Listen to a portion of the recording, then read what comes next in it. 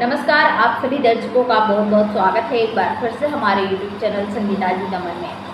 दोस्तों, लोकसभा चुनाव की 7वें और आखिरी चरण की वोटिंग हो चुकी है और 4 जून को चुनावी नतीजे बताएंगे कौन सी पार्टी कितनी कामयाब है। लेकिन इससे पहले बहुजन समाज पार्टी ने चुनावी आंकड़े में ताल ठोकने के मामले में सभी पार्टियों को पछाड़ दिया है। चाहे कांग्रेस हो, भाजपा हो, सपा हो या टीएमसी, कोई भी बड़ी पार्टी हो, उन सभी को बसपा ने पछाड़ दिया है। जी हाँ दोस्तों, मायावती की बसपा ही है जो देश की 543 सीटों में से इस बार सर्वाधिक 488 सीटों पर चुनाव लड़ रही है। जहां उत्तर प्रदेश की बात करें तो यहां के 80 सीटों में से बसपा ने 79 सीटों पर अपना प्रत्याशी उतारा है, जबकि 75 सीटों पर भाजपा ने, समाजवादी पार्टी ने 62 सीटों पर और कांग्रेस ने 17 सीटों पर ही चुनाव लड़ा। एनडीए में शामिल भाजपा के सहयोगी दल रालोद व अपना दल 2-2 तथा सुभाषपा को 1, जबकि कांग्रेस गठबंधन इंडिया के तहत 1 सीट पर टीएमसी को चुनावी मैदान में उतारती हुई नजर आई है। 18वीं लोकसभा के गठन के लिए हो रहे चुनाव में उतरे राष्ट्रीय दलों में शामिल बहुजन समाज पार्टी इस बार अकेले ही चुनावी मैदान में उतरी है। बहुजन समाज पार्टी के प्रमुख मायावती ने देश की 543 लोकसभा सीटों में से इस बार 488 पर प्रत्याशी खड़े किए हैं। 36 राज्य व केंद्र शासित प्रदेशों में से पार्टी 10 को छोड़कर 26 राज्यों में चुनाव लड़ रही है। इनमें से 12 राज्य ऐसे हैं जहां की हर एक सीट पर हाथी है। इन राज्यों में दिल्ली, आंध्र प्रदेश, छत्तीसगढ़, गोवा, हिमाचल प्रदेश, झारखंड, मध्य प्रदेश, तमिलनाडु, उत्तराखंड, चंडीगढ़, अंडमान निकोबार व पुडुचेरी है। वैसे तो इस बार किसी से भी गठबंधन न करने से उत्तर प्रदेश की सभी 80 सीटों पर बसपा ने प्रत्याशी घोषित किए थे, लेकिन बरेली में पर्चा खारिज होने से पार्टी इस बार 79 उम्मीदवार मैदान में है। गौरतलब है कि 5 वर्ष पहले के चुनाव में बसपा उत्तर प्रदेश में जहां सपा रालोद से गठबंधन किया था, वहीं दूसरे कुछ राज्यों की क्षेत्रीय पार्टियों से भी हाथ मिलाया था। गठबंधन के चलते बसपा देश की 383 सीटों पर प्रत्याशी उतारे थे। इनमें से प्रदेश की 80 सीटों में से 38 सीट थी। बसपा को सिर्फ उत्तर प्रदेश में सफलता मिली थी। पार्टी का 10 सीटों पर ही नीला पर्चा लहराया था। कुल पड़े मतों का 3.66% हासिल हुए थे। करने वाली भाजपा 345 प्रत्याशियों की जमानत जब्त हो गई थी। एक दशक पहले रिकॉर्ड 503 सीटों पर बसपा चुनाव तो लड़ी थी, लेकिन गौर करने वाली बात यह है कि उसे एक भी सीट पर सफलता नहीं मिली थी। पार्टी के 447 उम्मीदवारों की जमानत जब्त हो गई थी। हम बात करें 2014 की बात कर रहे हैं और उसमें 4.19% वोट हासिल हुए थे। वर्ष 2009 में के आम चुनाव की बात करें तो बसपा की उत्तर प्रदेश में बहुमत वाली सरकार थी। पार्टी द्वारा उतारे गए 500 प्रत्याशियों में से 410 की जमानत नहीं बचा सके, लेकिन 21 सांसद बनने में कामयाब रहे। पार्टी को 6.17% वोट मिली थी।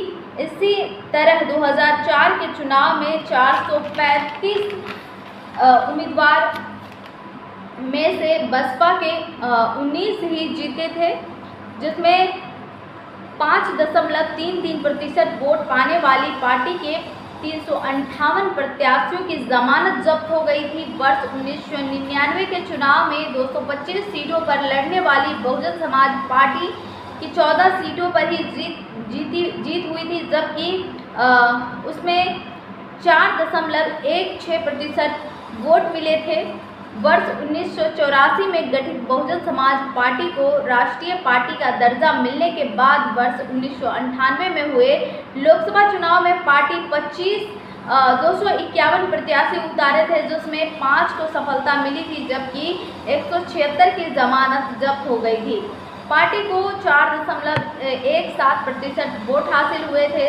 बहुजन समाज पार्टी के प्रत्याशी भले ही 26 राज्यों में चुनाव लड़ रहे हों, लेकिन पार्टी की मुखिया मायावती उत्तर प्रदेश सहित 7 राज्यों में चुनाव प्रचार करने पहुंची। मायावती ने 28 चुनावी जनसभाएं की, जहां पार्टी के सर्वाधिक जनाधार वाले उत्तर प्रदेश में की हैं और वहीं 2 मध्य प्रदेश, 1 बिहार, महाराष्ट्र, राजस्थान, पंजाब, उत्तराखंड में की हैं।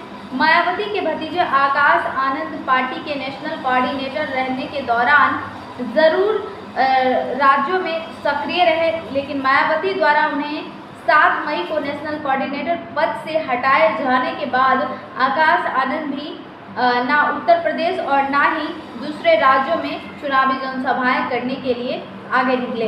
तो ऐसे में यह माहौल बना हुआ है। अब देखें तो प्रमुख राज्यों में जिस तरीके से बहुजन समाज पार्टी है, जैसे कि हम बार बार बात करते हैं कि बिहार की बंगाल की, महाराष्ट्र की, उत्तर प्रदेश में 79 कैंडिडेट उतारे गए। 80 में से महाराष्ट्र की 48 सीटों पर 47 कैंडिडेट उतारे गए। बिहार की 40 सीटों में से 38 कैंडिडेट उतारे। तो यह एक आंकड़ा है जिससे पता चल रहा है कि मायावती ने इस बार के चुनाव में कोई कसर नहीं छोड़ी है।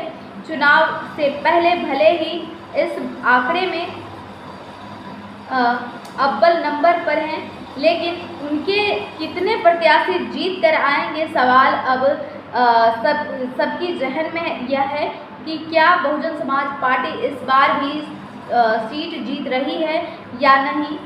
ओपिनियन पोल की अगर माने तो सबसे ज़्यादा बहुजन समाज पार्टी को उत्तर प्रदेश से ही जीत मिलती रही है। जैसा कि आप भी जानते हैं, बहुजन समाज पार्टी की सबसे ज़्यादा सुर्खियों में रही उत्तर प्रदेश रही है। उत्तर प्रदेश में ही बहुजन समाज पार्टी खेल कर दी आई है।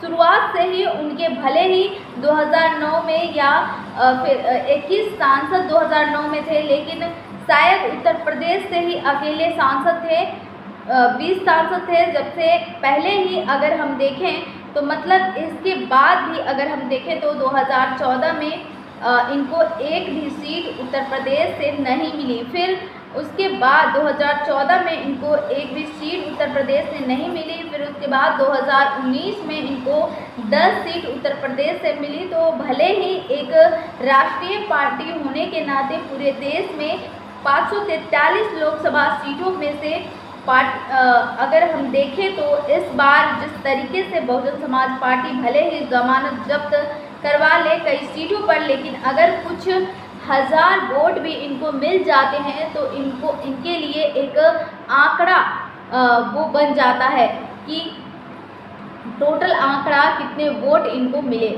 जैसे पिछली बार से अधिक मतदाताओं ने इन पर विश्वास जताया है। 2 करोड़ से मतदाताओं ने इस पर विश्वास जताया था, तो उनको उतने वोट मिल गए थे। लेकिन इस बार कितने करोड़ लोगों ने विश्वास जताया है या लाखों में संख्या आ गई है, क्या कुछ आंकड़े हैं, उस पर भी बहुत कुछ निर्भर करता है। तो बहुजन समाज पार्टी 488 सीटों पर बहुत चौंकाने वाली बात है। इसलिए शायद कांग्रेस भी चाहती थी कि बहुजन समाज पार्टी के साथ गठबंधन हो जाए, क्योंकि जिन सीटों पर जमानत जब्त होती है बसपा की, उन सीटों पर अगर उन्हें कुछ हज़ार वोट भी मिलते हैं तो वो कुछ हज़ार वोट अगर कांग्रेस की तरफ ट्रांसफ़र हो जाते हैं तो कांग्रेस के लिए तो बूंद बूंद घड़ा भर जाता और कई सीटों पर निर्णायक लड़ाई भी हमें देखने को मिल सकती थी। इसलिए बसपा, अगर हम बात करें तो बसपा इतनी इम्पोर्टेंट पार्टी एनडीए और इंडिया दल की नज़र से हो गई थी, लेकिन अब बसपा को लेकर सियासत इस बात पर गरमाई है कि क्या बहुजन समाज पार्टी जिन्होंने 543 सीटों में से 488 सीटों पर कैंडिडेट उतारा है, क्या उनके 8 कैंडिडेट भी जीत कर आएंगे।